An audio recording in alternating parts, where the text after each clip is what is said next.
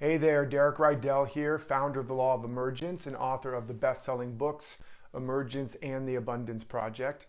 And you can get a copy of those books plus hundreds of dollars of bonuses. You can go to My Emergence Book or getemergencebook.com and theabundanceprojectbook.com. Get the book, get all these bonuses, check it out. And I'm talking today about what will we keep, what will we leave behind. And this is a very important topic always. It's an assessment tool that allows us to continuously evolve rather than to merely project our past into our future and then live the same year over and over again. The average person doesn't live 70 to 90 years. They live the same year 70 to 90 times, just changing their locations, changing mates, changing jobs, changing underwear, hopefully, but really living the same story because they haven't understood how to apply this principle. And this is, of course, very important during such a crisis time, right? Because during a crisis such as this, when things are crumbling, structures are falling down or falling apart or failing, we meet up against a wall where we have no control. During such a time, there is a looseness or a shakiness of our ego and of our personality structure and of our map of reality. And that's both a scary thing, but it's also a very, very good and powerful opportunity for transformation. And we go through these all the time, though. Every day is a day to begin to assess, what will I keep, what will I leave behind? Every week, every month, every quarter, every year. And basically what it is us really taking the time, let's just talk about right now, to look at, with this incredible change that's happened for a lot of us, being quarantined, being out of work or working from home, having our kids with us or maybe being separated from others, all of this shift in habits and practices and environments. I want to ask you to look at what is actually working better for me now. Now, maybe a lot of things are not so good, but I'm pretty sure there's something in there that's better. Maybe it's I have more time to read, or I have more time with my loved ones, or I have more time for real conversations, or I don't have to be in rush hour traffic every day and deal with an hour or 2 or 3 hours back and forth in commute and the stress that causes, etc. And so begin to ask, what is it about this current time that's actually working for me? It's actually working better.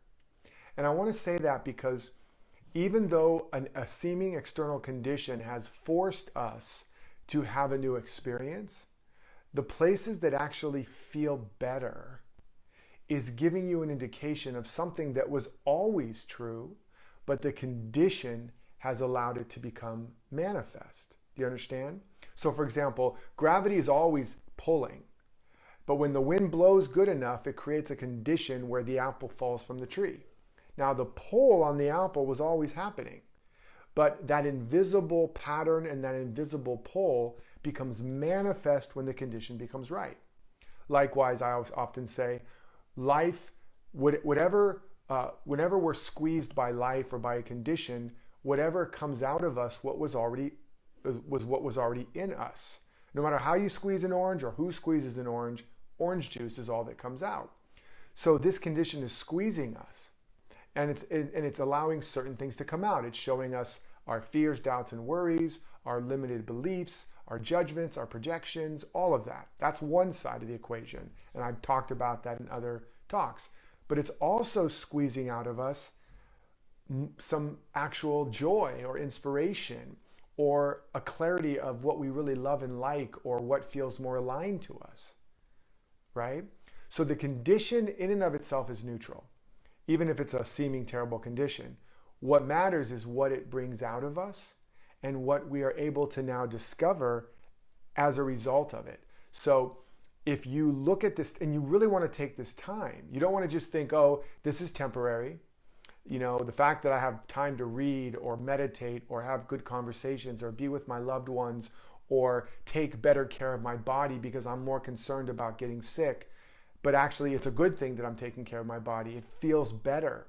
It feels good that I'm getting time to create, or time to read, or write, or talk, or pray, or meditate. That's because that's what's true for you. And so when this thing goes back to quote unquote normal, and it will never go back to the way it was, it's very important that you've determined now what you're going to keep, right?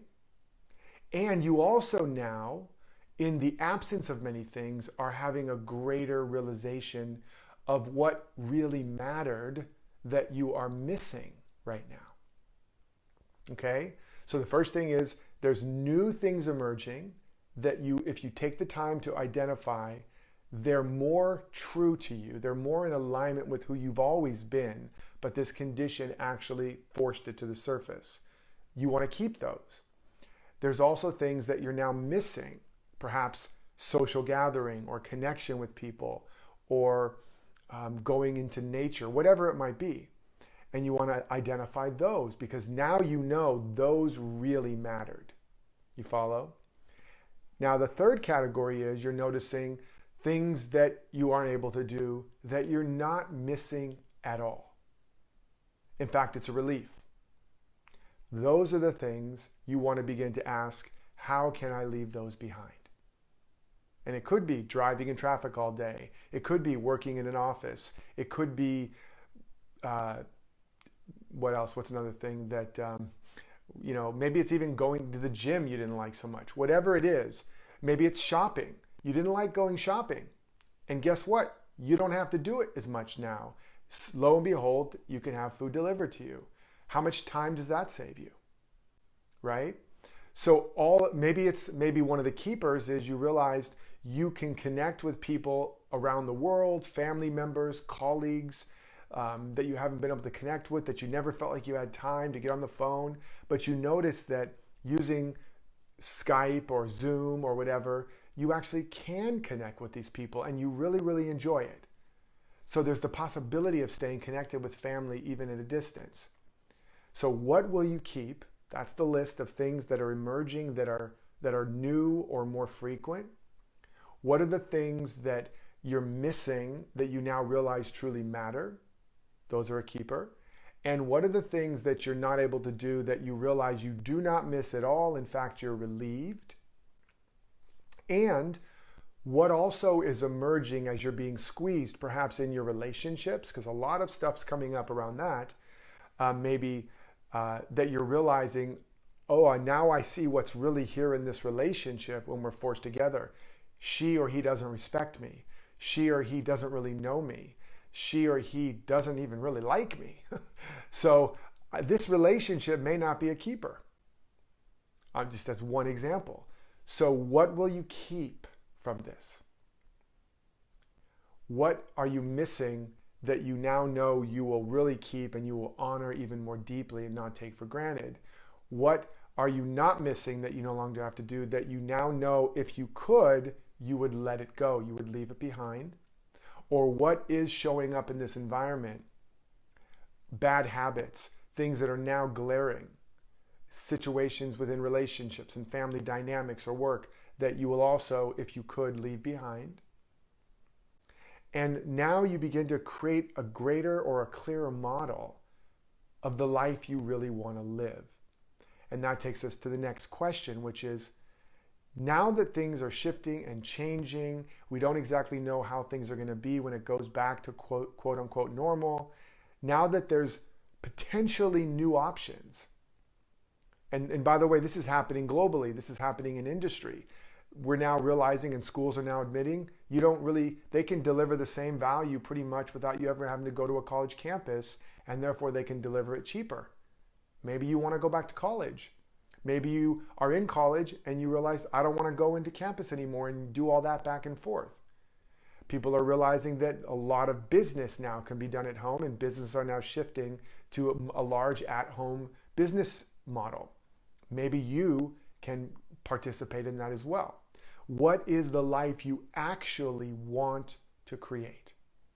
Not the life you think you have to, not the life you used to live, But if you could design a life that makes you come alive, a life that lights you up, a life that is more aligned with your true desires, your true nature, a life you really look forward to, that makes you leap out of bed in the morning and barely want to go to sleep at night, now you are in the womb of creation. You are in an incubation stage. Many of us are. What is that life? And what will you need to keep? What will you need to leave behind in order to begin to lean into and live that life? That's my homework, home play to you. And please comment, share. What are you going to keep? What are you going to leave behind? What is the life you're going to begin to design? What are you going to keep? What are you going to leave behind? What is the life you are going to begin to design? And I want to add, just so you can use this tool and see that it's not just during this time, as I said in the beginning, this is a tool you want to begin to, it's a fractal. You can use it every day. At the end of the day, you can think about your day, what worked, what didn't work. Therefore, what habits or practices or activities do I really want to keep and keep practicing and keep embodying, or what do I want to leave behind? And at the end of a week, similarly. At the end of a month, similarly. At the end of a year, especially. And the reason is because you want to begin to become actually conscious of what's working in your life. What lights you up? What turns you on? What allows you to feel more awake, aware, inspired, joyful, peaceful, happy? Because then you want to build a life on those. That's your desire path, right? And then you can look and see, when I had that great day, why was it such a great day? Oh, because I meditated. I started off with intention. I exercised. I drank a lot of water. I spent time with loved ones. I did something creative. Oh, okay. There's a clue to what a great day takes. Let me now design that into my future days. Or, wow, that was a terrible day. What went into that? Oh, I didn't meditate. I didn't get much sleep. I didn't complete the argument with my wife the night before. I didn't have any time for myself. That's a clear model of what not to do. Let me not do that. Or what can I do in place of that? And then you can evaluate. Now, maybe you don't do that every day, but I would journal about it. And then at the end of each week, you assess. And then you plan the next week, beginning to iterate and remodel and redesign based on that. And then at the end of a month, you can do the same. And at the end of a year, you look back over the year and you can harvest the blessings. You can complete the past lessons by going, what really worked? What really didn't? What was it that I did? What were the habits of thinking, feeling, being, and doing that allowed me to have that great day, week, month, project, relationship?